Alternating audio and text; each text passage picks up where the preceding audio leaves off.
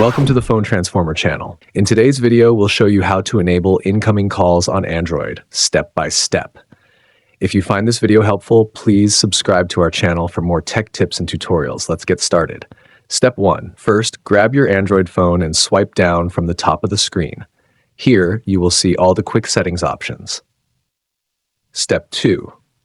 From the menu, look for the airplane mode option. If it is enabled, tap on it to turn it off. When airplane mode is on, it disconnects your phone from the network, preventing incoming calls.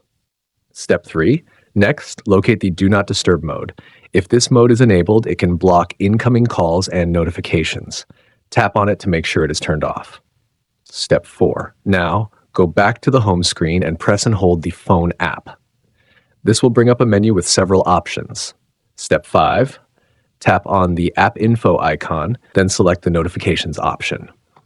Here, you need to ensure that notifications are enabled so you can receive call alerts. Step 6. After enabling notifications, go back to the home screen and restart your phone. Restarting refreshes your system and applies any changes made. And that's it. You have successfully enabled incoming calls on your Android device. Thanks for watching, and see you in the next video.